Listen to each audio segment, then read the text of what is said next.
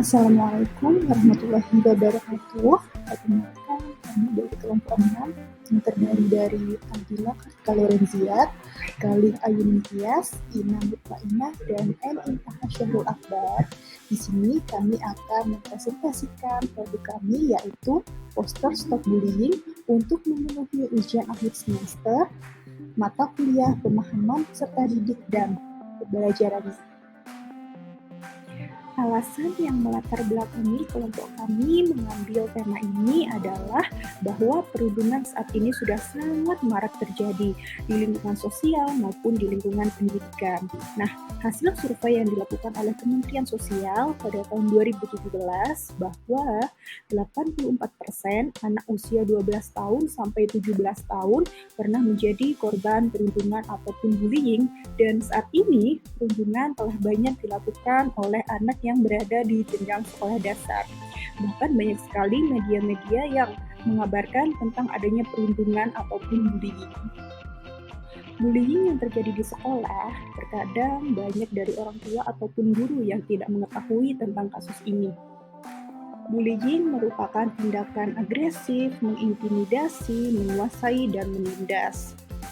Terkadang korban tidak berani untuk mengatakan atau berkata jujur kepada orang tuanya maupun kepada gurunya, karena mereka merasa tertindas atau terintimidasi oleh pelaku. Selain itu, di lingkungan kita, masyarakat mengkonstruksi bahwa ejekan sebagai sesuatu lelucon atau hanya untuk bersenang-senang. Padahal kita tahu hal tersebut sudah termasuk dalam bullying, yaitu bullying verbal. Dan hal tersebut akan memberikan dampak kepada korban itu sendiri. Sudah saatnya kita sebagai masyarakat untuk peduli tentang adanya bullying tersebut.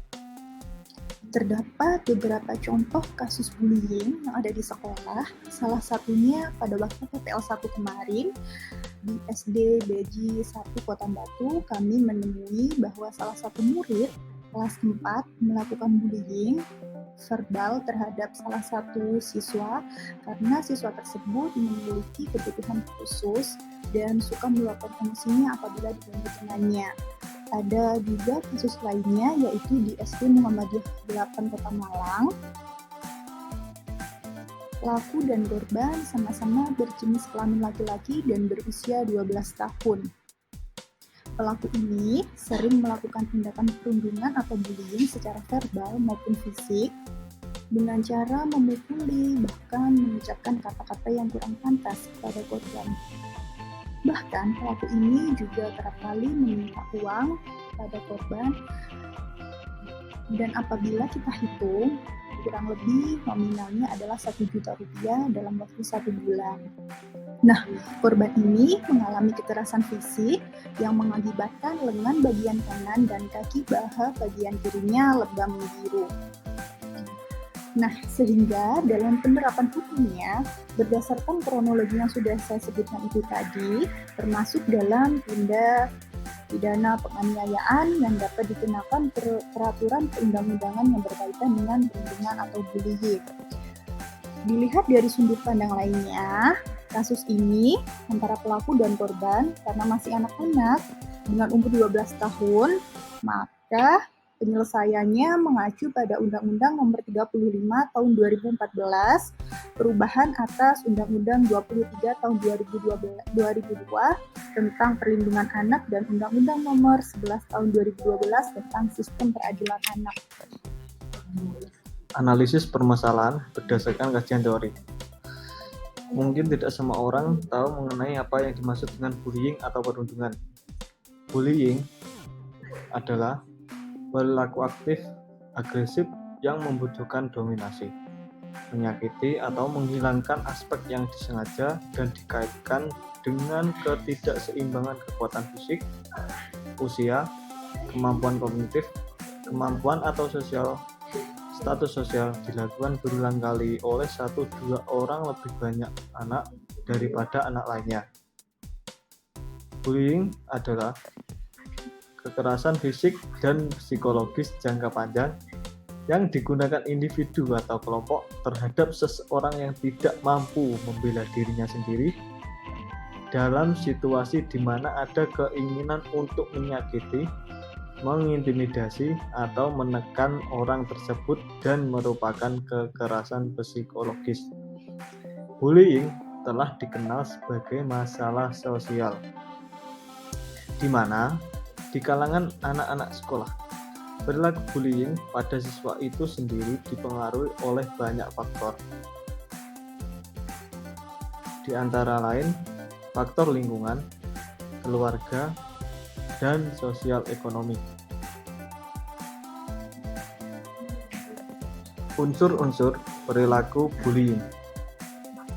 Di sini ada 3, yaitu yang pertama ketidakseimbangan, kekuatan, yang kedua niat untuk menyakiti, yang ketiga terorisme. Ketidakseimbangan kekuatan antara anak yang melakukan perundungan, baik berupa kekuatan fisik, akses informasi pada hal yang memalukan dari korban, atau memiliki popularitas sehingga mampu mengendalikan dan membahayakan korban. Terjadi pengulangan perilaku intimidasi atau berpotensi untuk terjadi lebih dari 1 kali. Yang kedua adalah niat untuk menyakiti. Penindasan berarti menyebabkan rasa sakit emosional atau kerusakan fisik.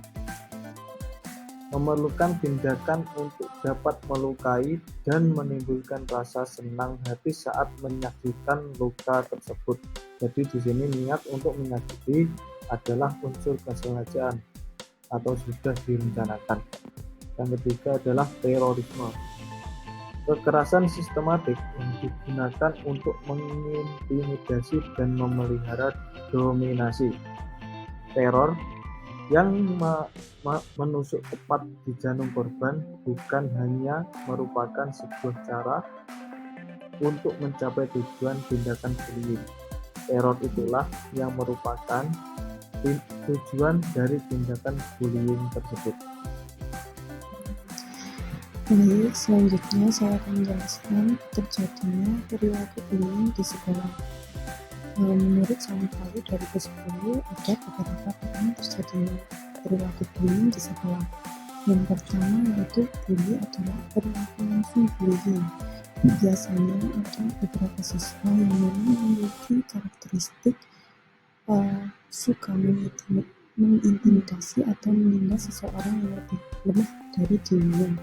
Nah, biasanya ini diklasifikasikan sebagai pemimpin atau pengambil inisiatif dan berpartisipasi aktif dalam perilaku intimidasi atau perilaku bullying. Yang kedua yaitu dukung pelaku intimidasi. Yang dimaksudkan yaitu orang yang melakukan intimidasi dengan temannya, mereka secara aktif terlibat dalam perilaku intimidasi.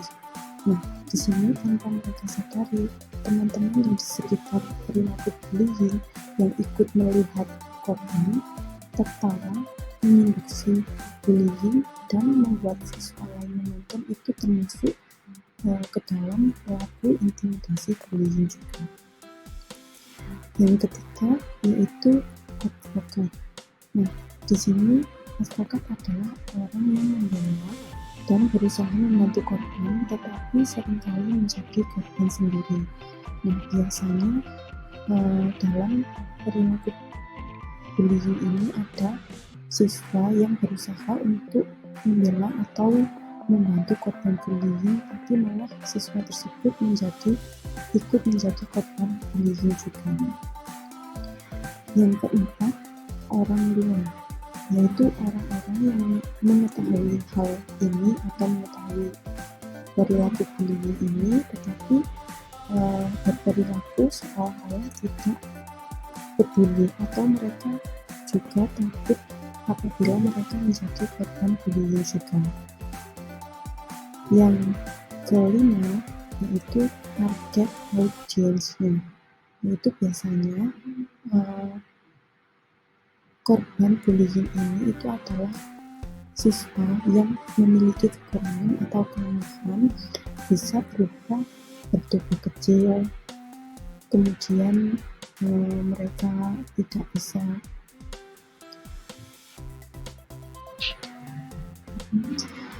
membela diri dan mereka sangat lemah dan itu akan menjadikan siswa tersebut sering menjadi korban perundungan atau bullying ini. Dampak tindakan bullying menurut Law Psychological Wellbeing tentang kesejahteraan psikologis yang rendah, di mana korban bullying akan merasa tidak nyaman, takut, rendah diri, serta tidak berharga.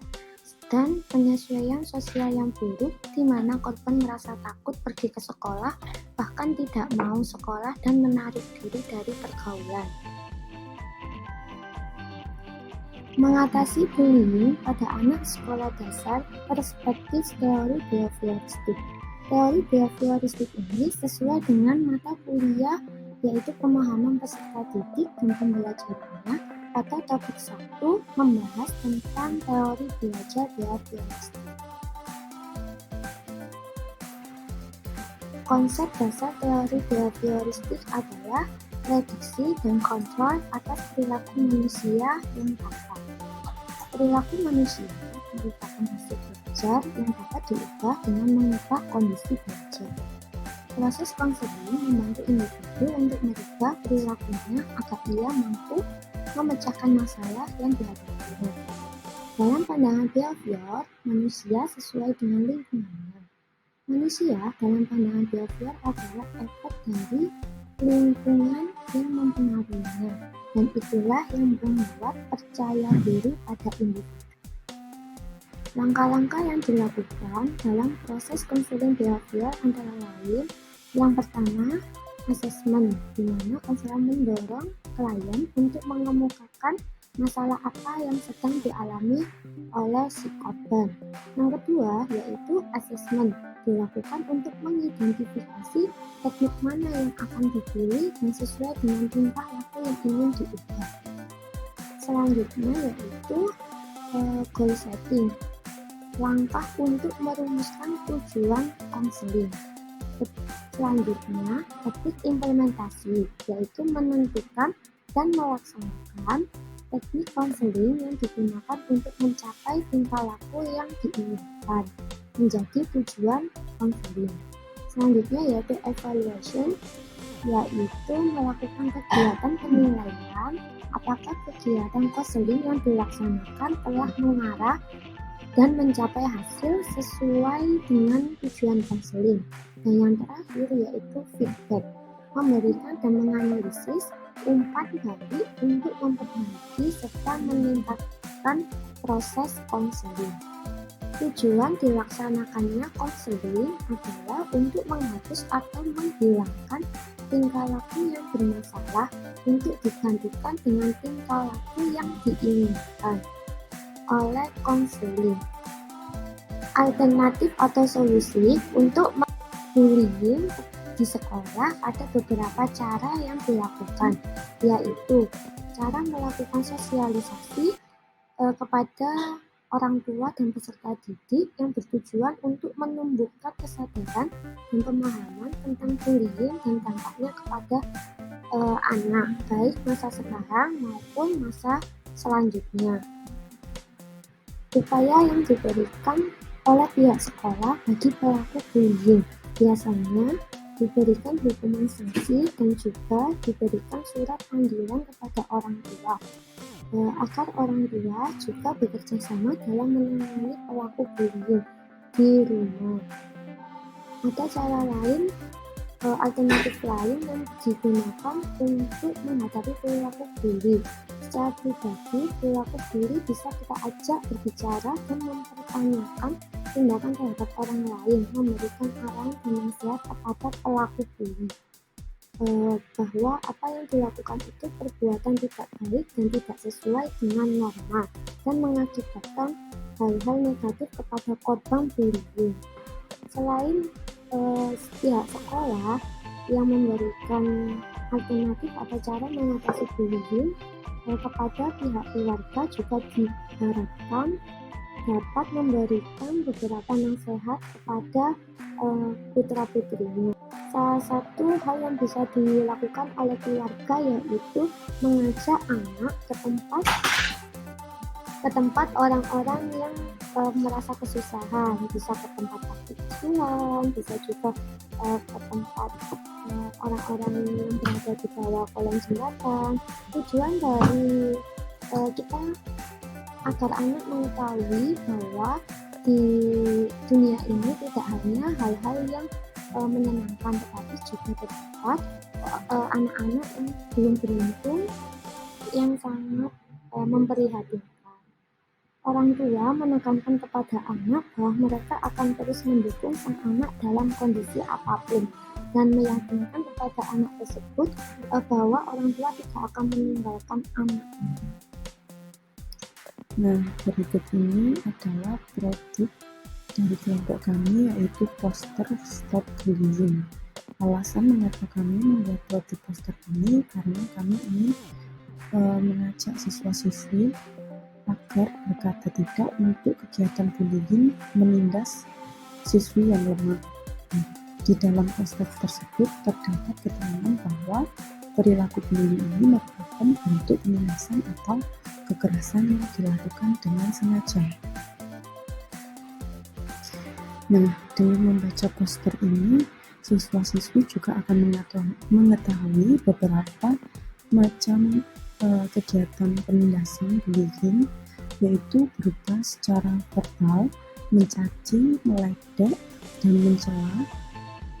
Yang kedua, cyber, mengkritik melalui gambar, tulisan, atau video, dan di-share ke grup atau ke sosial media. Yang ketiga, sosial, yaitu mengabarkan dan menfitnah temannya. Dan yang terakhir yaitu fisikal, yaitu memukul, meludah, atau merusak barang siswa lainnya. Itu merupakan kejahatan perilaku bullying. Nah, agar terhindar dari perilaku bullying ini, maka kita harus menerapkan budaya minta maaf, kemudian saling menghormati, menanamkan kasih sayang ke sesama teman, dan yang terakhir yaitu katarsis. Bisa diartikan upaya untuk membersihkan diri dari perasaan negatif seperti kemarahan, dendam, kesedihan, atau luka batin yang terpendam. Dengan menerapkan 4 ini, maka kita akan saling menghormati dan saling menyayangi sesama teman, dan tidak membeda-bedakan teman meskipun teman itu memiliki kekurangan. Dan di hasil akhirnya, maka kita akan hidup tenang dan bahagia bersama-sama. Baik, yang terakhir akan saya sampaikan kesimpulannya bahwa bullying merupakan perilaku atau tindakan yang dilakukan seseorang, yaitu dengan menindas, mengejek, menyakiti, mengintimidasi seseorang yang lemah, atau memiliki seseorang untuk sebagai tempat pelampiasan emosi. Nah, adanya perilaku bullying ini karena ada beberapa unsur, yaitu ketidakseimbangan kekuatan, hasrat untuk menyakiti, keinginan untuk menguasai seseorang. Bullying dapat terjadi di mana saja. Di lingkungan sekolah, bullying sangat marak. Tidak hanya berbentuk ejekan atau verbal, tetapi juga menyakiti fisik seseorang, dan hal ini dapat menyebabkan seseorang mengalami gangguan mental. Sekian yang saya sampaikan, dan terakhir, terima kasih.